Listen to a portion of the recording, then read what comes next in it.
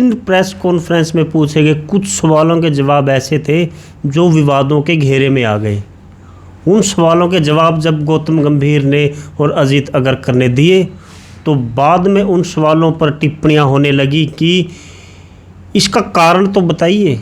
आपने एक जो कहते हैं ना शेफ खेल दिया, आपने उन सवालों का जवाब दे दिया, लेकिन एक उनका ठोस कारण जो होता है उसके पीछे का भी जो ये हमारा जवाब है उसके पीछे की असल कहानी ये है, वो असल कहानी गायब थी। तो ये काम हो गया कि वो पतली गली से निकलना। क्या थे वो बड़े सवाल और कौन से थे वो विवादों के घेरे में आने वाले सवाल, जानेंगे आज के इस वीडियो में। स्वागत आपका हमारे यूट्यूब चैनल नेट क्रिकेट पर। चैनल को सब्सक्राइब कर लीजिए, वीडियो को लाइक और शेयर कीजिए, बेल आइकन का बटन ज़रूर प्रेस कर लीजिए। तो चलिए शुरू करते हैं आज का ये वीडियो। जी हाँ दोस्तों, गौतम गंभीर के टीम इंडिया के हेड कोच बनने के बाद पहली प्रेस कॉन्फ्रेंस हुई और इस प्रेस कॉन्फ्रेंस में कई उन तमाम सवालों के ऊपर जो पिछले कुछ समय से सोशल मीडिया या और तमाम जगहों पर जो है घूम रहे थे, एक हाईलाइट बने हुए थे, एक जो है चर्चा का विषय बने हुए थे, उन कुछ सवालों पर विराम भी लगा है। जो कुछ बातें गौतम गंभीर के हेड कोच बनने के बाद विराट कोहली, रोहित शर्मा या टीम के अंदर ड्रेसिंग रूम में होने वाली हलचल को लेकर जो बातें बनाई जा रही थी या जो कही जा रही थी, इस कॉन्फ्रेंस के बाद गौतम गंभीर के सवालों पर जवाब देने के बाद उनके ऊपर पूर्ण विराम भी लगा। गौतम गंभीर ने अपने जो जवाब से सभी को चुप भी कराया, लेकिन कुछ सवाल ऐसे भी थे जो प्रेस कॉन्फ्रेंस के बाद उनके जवाब जो अजीत अगरकर और गौतम गंभीर ने दिए, उसके बाद वो सवाल और गंभीर और अगरकर एक विवादों के घेरे में भी दिखे। तो पहला सवाल जब कॉन्फ्रेंस में हुआ गौतम गंभीर से, तो सबसे पहला सवाल पूछा गया कि विराट कोहली और गौतम गंभीर का रिश्ते के बारे में। सब जानते हैं, जो सोशल मीडिया पर बातें चलती हैं कि गौतम गंभीर और विराट कोहली का 36 का आंकड़ा है, ये है वो है, गौतम गंभीर के हेड कोच बनने के बाद विराट कोहली का क्या होगा या गंभीर का क्या होगा। विराट कोहली बड़े खिलाड़ी हैं, गौतम गंभीर के भी जो स्वभाव को सब चिरपरिचित हैं, तो टीम के अंदर ड्रेसिंग रूम का माहौल क्या होगा। लेकिन जब ये सवाल आया तो गौतम गंभीर ने एक जवाब से इन सभी के ऊपर पूर्ण विराम लगा दिया। उन्होंने कहा कि विराट कोहली से भाई मेरा बहुत बढ़िया रिश्ता है। ये आप मीडिया वाले इस बात को बढ़ा चढ़ा कर पेश कर देते, लेकिन ऐसा कुछ नहीं है। हमारे बीच में जो है चैट भी होती है, बातचीत भी होती है, हमारा जो रिश्ता है बहुत ही बढ़िया है। और अब हम वो एक लीग का मैच था जब भिड़ंत हुई थी, वो मेरी टीम का खिलाड़ी था, उसका पक्ष लेना मेरा हक बनता था, लेकिन अब हम 140 करोड़ हिंदुस्तानियों का जो है प्रतिनिधित्व कर रहे हैं। तो इस बात को आप भूल जाइए। विराट कोहली बहुत बढ़िया एथलीट है, बहुत बढ़िया प्लेयर हैं, और जहाँ तक रही बात हमारे दोनों के रिश्ते की, तो हमारे जो रिश्ते हैं बहुत बढ़िया हैं। तो ये जवाब देते ही गौतम गंभीर ने उन सभी सवालों का ऊपर पूर्ण विराम लगा दिया जो सोशल मीडिया में अफवाहें जो फैल रही थी गौतम गंभीर के कोच बनने के बाद। उसके बाद आया दूसरा सवाल रोहित शर्मा और विराट कोहली के फ्यूचर को लेकर कि रोहित शर्मा और विराट कोहली कब तक खेल रहे हैं। वहाँ पर भी गंभीर ने बहुत ही बढ़िया और मज़ेदार जवाब दिया। उन्होंने कहा कि देखिए ये बहुत बड़े खिलाड़ी हैं और विराट कोहली एक बहुत बड़े एथलीट हैं, अगर दोनों फिट रहते हैं तो ये 2027 का वर्ल्ड कप भी खेलेंगे, इस बात में कोई शक नहीं है। ये दोनों बड़े खिलाड़ी हैं, इनका फ्यूचर तय करना इनके हाथ में रहेगा। अगर फिटनेस बनी रहती है तो 27 का वर्ल्ड कप दोनों खेलेंगे, इसमें कोई शक नहीं है। लेकिन इसके बाद आया सवाल सूर्य कुमार यादव को कप्तान बनाया, हार्दिक पांड्या को क्यों नहीं बनाया। वहाँ पर अजीत अगरकर और गौतम गंभीर कहते हैं कि हमें जो कप्तान चाहिए वो लगातार खेलने वाला चाहिए, जो अवेलेबल रहे लगातार। तो इस पर जो एक सवाल दोबारा घूम कर आया कि सिर्फ सूर्य कुमार यादव को कप्तान इसलिए बना दिया गया कि वो अवेलेबल हैं।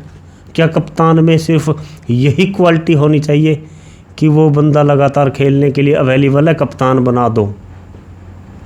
तो इस पर दोबारा फिर गौतम गंभीर और अजित अगरकर कहते हैं कि जी नहीं, सूर्य कुमार को सिर्फ इस बेस पर कप्तान नहीं बनाया गया है कि वो अवेलेबल हैं। सूर्य कुमार के अंदर वो सारे गुण हैं जो एक कप्तान के अंदर होने चाहिए।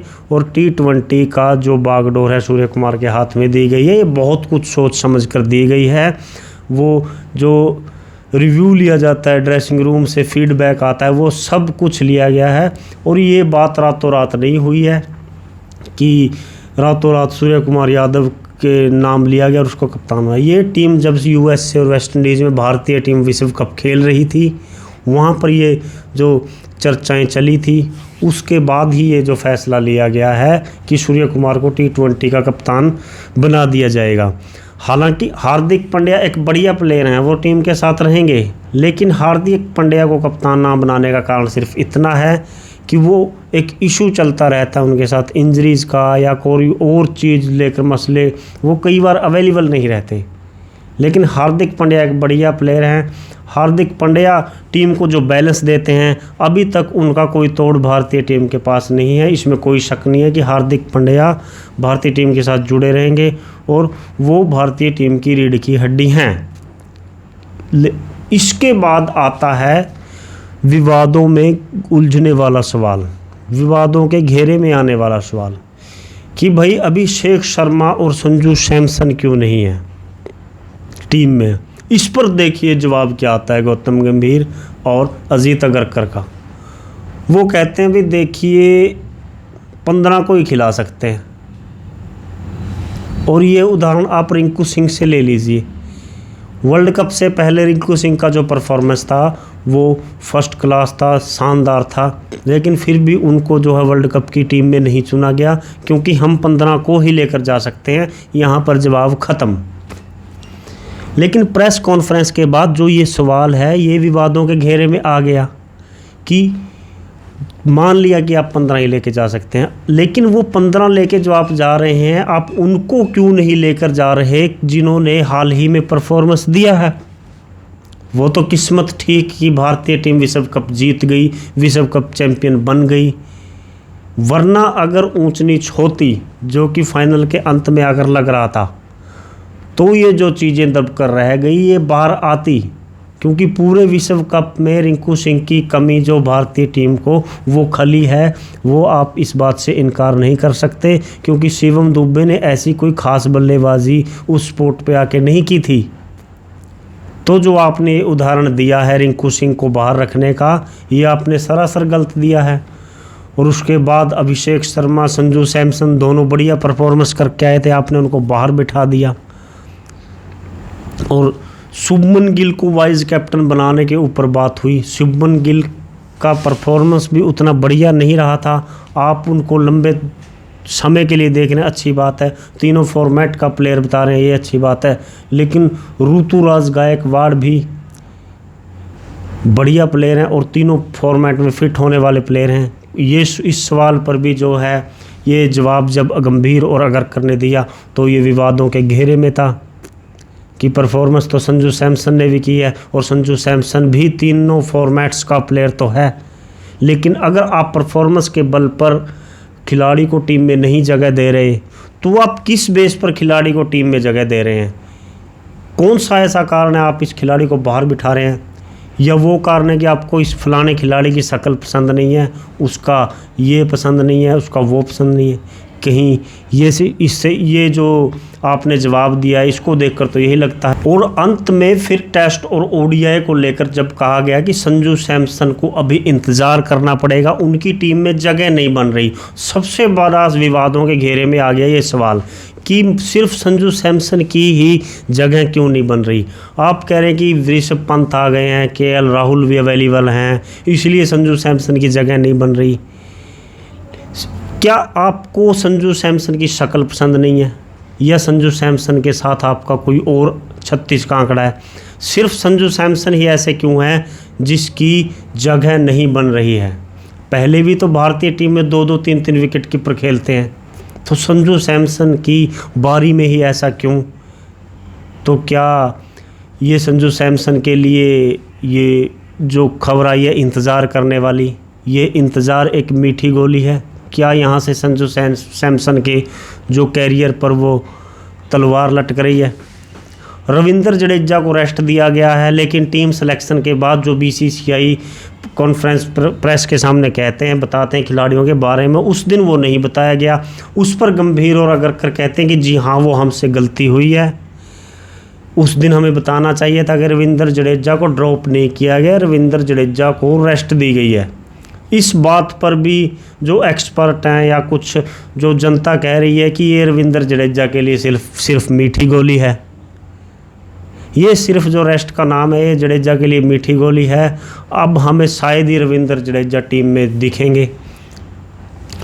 तो ये थी गंभीर की हेड कोच बनने के बाद पहली प्रेस कॉन्फ्रेंस।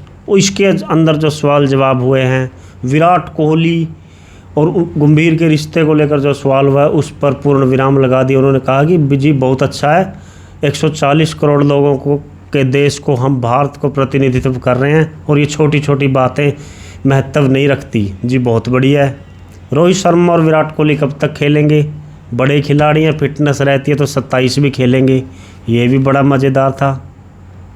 लेकिन विवादों वाले ये 3 सवाल, क्या जो ये इसके ऊपर विवाद बन रहे हैं, जो टिप्पणियां हो रही हैं, जो लोग कह रहे हैं, वो सच्चाई है, या जो प्रेस कॉन्फ्रेंस में गंभीर और अग्रकर ने जवाब दिया, या वो सच्चाई है?